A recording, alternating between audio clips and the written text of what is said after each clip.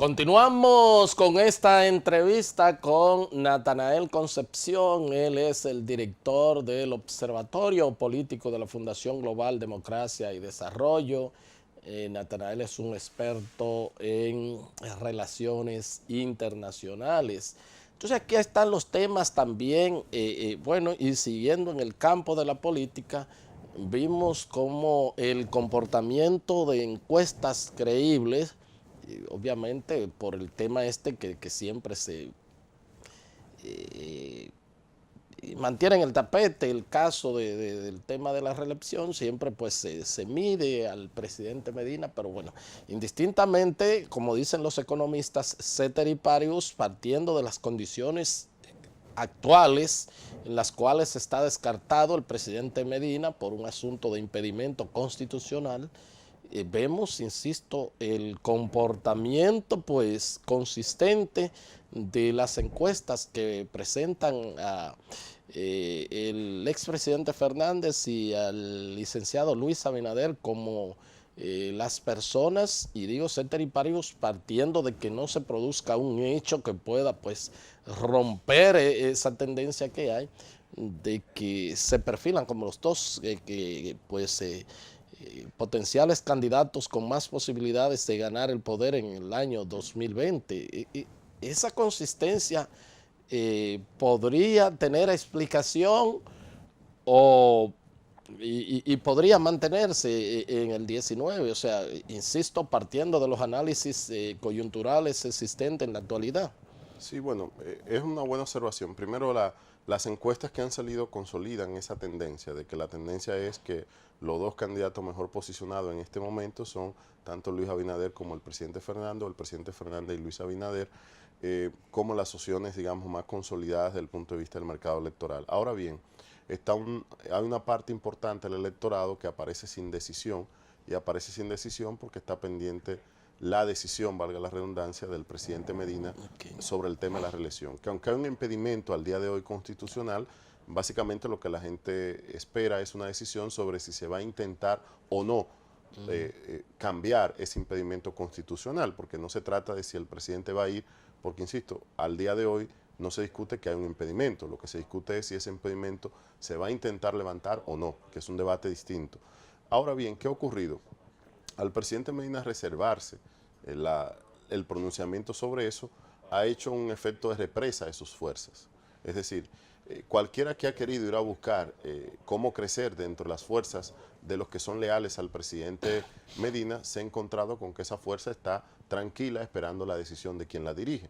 Y por el otro lado, el presidente Fernández ha salido muy temprano en esta ocasión, ha organizado una fuerza, ha recuperado mucho su simpatía a nivel general en la población y ha ido creciendo, digamos, corriendo casi en solitario, porque los precandidatos que han salido básicamente a buscar la fuerza del presidente Medina, y esa fuerza está represada, y el presidente Fernández ha recogido a sus fuerzas. Entonces, eso ha dejado muy poco margen dentro del PLD a las otras opciones. Y no ha importado, perdón, profesor Natanael, no ha importado inclusive el hecho de que personas que uno le supone una gran cercanía con el mandatario, como es el caso, que también es precandidato, el secretario general del PLD y presidente del Senado, el doctor Reinaldo Pared Pérez, pues por ejemplo haya dicho en esta ocasión, haya reiterado recientemente, tanto como ayer y hoy lo recoge la prensa, de que él está seguro que el presidente Medina no va, que eso es lo que va a anunciar,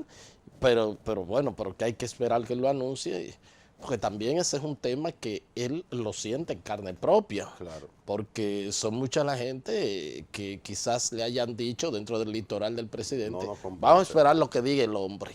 Sí, por eso él se encarga de aclararlo. Y yo creo lo mismo que Reinaldo. Yo creo que el presidente Medina, con su visión de estadista, no va a hacer más que anunciar eso, pero hay que dejar que sea él que lo anuncie, y hay que dejar que también él como presidente se tome el tiempo que todo presidente se toma para anunciar una decisión de esa trascendencia, porque bueno, por una decisión que tiene un gran impacto en su propia fuerza, en su propia situación de gobierno, es decir, porque a partir de ese momento, digamos, todo el que no había aspirado va a salir a aspirar. Probablemente salgan nuevos candidatos a partir de esa declaración a buscar esa fuerza de él. Ahora, lo que uno ha aprendido en política es que nadie le traspasa su fuerza a nadie. Ya. Es decir, la gente puede decir, yo apoyo a Héctor, pero si Héctor no va, la gente en libertad elige la que entiende la mejor opción. Y lo que se muestra hoy día es que... Y además, perdón, es hasta un riesgo para un líder ya de la magnitud del presidente Medina también, si no va a decir, bueno, este es el mío, este es, porque entonces los demás que están aspirando, es como que el padre diga ahora mismo, quizás anteriormente lo podía decir, bueno, mi hijo me va a suceder en torno a esto y como quiera había riña. Ya eso tampoco es posible. El asunto es que todos los que están aspirando dentro del litoral de él piensan que son los ungidos y además, pero bueno, también se expone si apoyo a este y eventualmente pierda, se va a ver una derrota implícita mía. Es una situación como que, aunque tendrán que salir los seguidores de él que están aspirando al puesto, a la candidatura presidencial, pero sin la posibilidad de que él haga un señalamiento específico, es lo que me parece. Claro, pero además agrega eso, Héctor, que el PLD tiene una situación de gestión de dos liderazgos. Eso es. Que es compleja ya. Imagínate ahora que tengan un tercer liderazgo que gestionar. Es decir, yo lo que entiendo es que el PLD va a seguir en ese proceso de transición que ya inició de Leonel a Danilo y que ahora previsiblemente, digo, partiendo del impedimento constitucional que tiene el presidente Medina y del posicionamiento que tiene el presidente Fernández, lo que se prevé es que el presidente Medina en esta ocasión apoya al presidente Fernández en el sentido de que al no ir él, el presidente Fernández termine siendo el candidato y ellos acuerden ir y eso genera en el PLD, digamos, un cierre de ciclo de ambos, porque una cosa importante es que por la regla constitucional actual el presidente Medina cerraría un ciclo electoral, pero no dejaría de ser un líder político importante al que todo el mundo tendría de referencia. Y el presidente Fernández, si eventualmente es candidato y si eventualmente ganaría, también cerraría su ciclo electoral. Es decir, que ahí vendría un nuevo espacio de relevo organizado en ese partido que le podría permitir, digamos, mantenerse como opción de poder. Lo que estaría en debate para ellos es si logran hacer un relevo de esa manera organizada o si tienen una fragmentación que le saque o que le dificulte seguir en el poder a todos. Entonces ese es el desafío de ellos, ¿no? Y en el caso del PRM, la situación de relevo que hay es que Hipólito Mejía va a su último proceso por un tema biológico.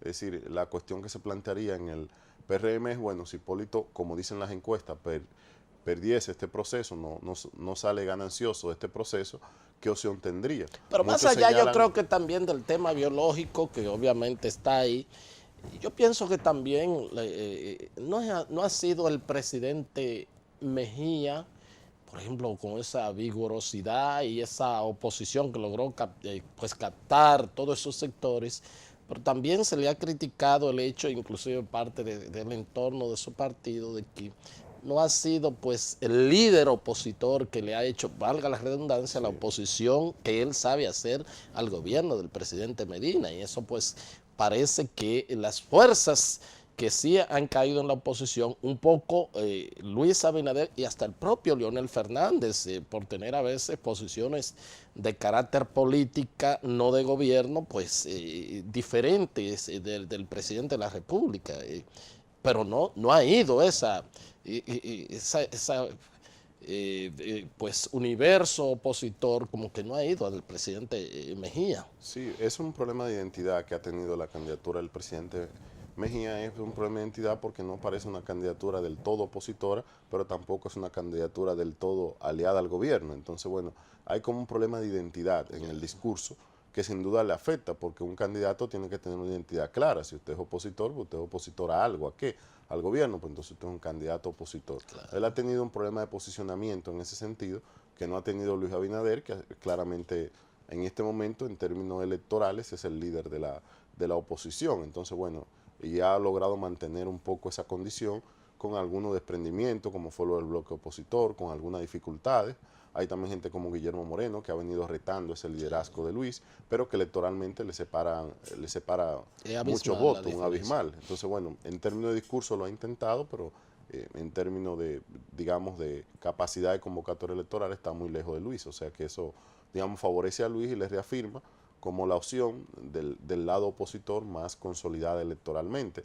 y además con un discurso opositor más definido. ¿Cómo no? Y entonces está también el tema ya de cómo saldría la Junta Central Electoral en la prueba del 19, ya convocado para el 7 sí, a los partidos políticos.